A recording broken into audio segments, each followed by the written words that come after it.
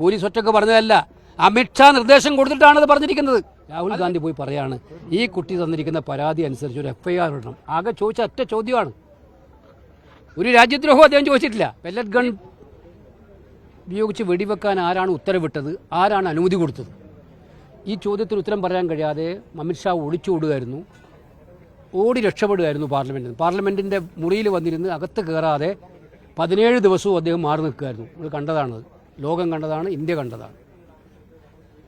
ഈ സഹീൽ എന്ന് പറയുന്ന വിദ്യാർത്ഥി, പെല്ലറ്റ് ഗണിൽ പരിക്കേറ്റ വിദ്യാർത്ഥി, ആ വിദ്യാർത്ഥിയെ അണിനിരത്തിക്കൊണ്ട് പ്രതിപക്ഷ നേതാവ് പത്രസമ്മേളനത്തിൽ പറഞ്ഞു ഇത് പെല്ലറ്റ് ഗണ്ണാണ്, ഇത് ആരാണ് ഉപയോഗിക്കാൻ നിർദ്ദേശം കൊടുത്തതെന്ന് അറിയാൻ ഞങ്ങൾക്ക് ബാധ്യതയുണ്ട്, രാജ്യത്തിന് ഉത്തരവാദിത്വമുണ്ട്. അവർ മറുപടി പറഞ്ഞില്ല. കഴിഞ്ഞ ഒരാഴ്ച മുമ്പേ സഹീൽ ഈ പോലീസ് സ്റ്റേഷനിൽ പോയി പരാതി കൊടുത്തു. നിങ്ങൾക്ക് നേരെ ഒരു അക്രമം ഉണ്ടായി വെച്ചോ, നിങ്ങൾ ആരെങ്കിലുമൊക്കെ ഒരു അക്രമം ഉണ്ടായാൽ നിങ്ങളുടെ അവകാശമാണ് പോലീസ് സ്റ്റേഷനിൽ പോയി ഒരു പരാതി കൊടുക്കുക. ആ പരാതിയിൽ പോലീസ് FIR ഇടും. FIR ഇടുമ്പോൾ അതിന് പ്രതിയാണെന്നൊന്നും അർത്ഥമില്ല.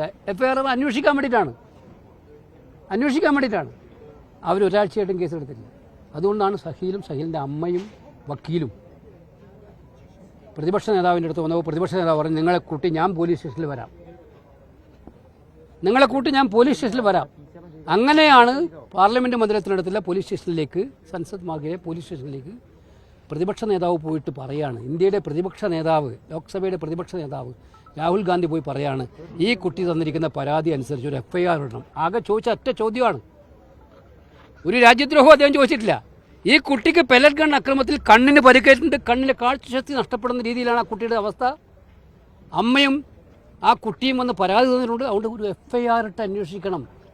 ഈ ന്യായമായ ആവശ്യം പോലും അംഗീകരിക്കില്ല എന്നാണ് പോലീസ് പറഞ്ഞത്. പോലീസ് ഒറ്റക്ക് പറഞ്ഞതല്ല, അമിത്ഷാ നിർദ്ദേശം കൊടുത്തിട്ടാണത് പറഞ്ഞിരിക്കുന്നത്. അത് വ്യക്തമാണ്.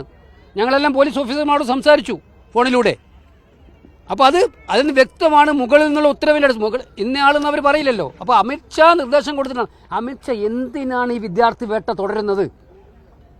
ഈ പാവപ്പെട്ട വിദ്യാർത്ഥികൾ എന്തിനാണ് ഇങ്ങനെ വേട്ടയാടിക്കൊണ്ടിരിക്കുന്നത്? മനസ്സിലാവുന്നില്ല നമുക്ക്. ഒന്ന് നിർത്തിക്കൂടെ? വിഷയത്തിൽ രണ്ടാം ഘട്ട പ്രതിഷേധം ഉണ്ടാവും. ഈ കാര്യത്തിൽ ഞങ്ങൾ പ്രതിഷേധമല്ല, ഈ കാര്യത്തിൽ ഉത്തരം കിട്ടാതെ രാഹുൽ ഗാന്ധി അവിടെ നിന്ന് പോകുന്ന പ്രശ്നമില്ല. FIR ഇട്ടാതെ പോകുന്ന പ്രശ്നമില്ല. അവരെ അറസ്റ്റ് ചെയ്ത് ജയിലിലേക്കാക്കട്ടെ. ഇത് ന്യായമായ ഒരു കാര്യം ചോദിക്കുമ്പോൾ ആ ന്യായമായ ഒരു ഭാഗത്ത് ഭരണഘടനാ അടിസ്ഥാനത്തിൽ അധികാരമേറ്റെടുത്ത പ്രധാനമന്ത്രിയും ആഭ്യന്തരമന്ത്രിയും വിദ്യാർത്ഥികളുടെ ചോദ്യങ്ങളിൽ നിന്ന് ഒളിച്ചോടുമ്പോൾ ആ ചോദ്യങ്ങളുമായി പ്രതിപക്ഷ നേതാവ് പോലീസ് സ്റ്റേഷന് മുന്നിലേക്ക് നിൽക്കുന്ന കാഴ്ചയാണ് ഇന്ന് രാജ്യം കണ്ടത്.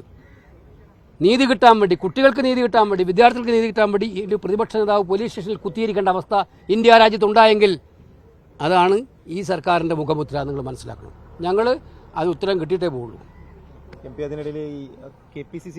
അല്ല ഇത്രയും കാര്യമായിട്ടുള്ളൊരു അജണ്ട വെച്ചിരിക്കുമ്പം അത് പറയുന്നതിന് നെഹ്റു ട്രോഫി വള്ളംകളി ആസ്വദിക്കും. ആദ്യം അറിയിക്കുക പൂർത്തിയാക്കിയിട്ട്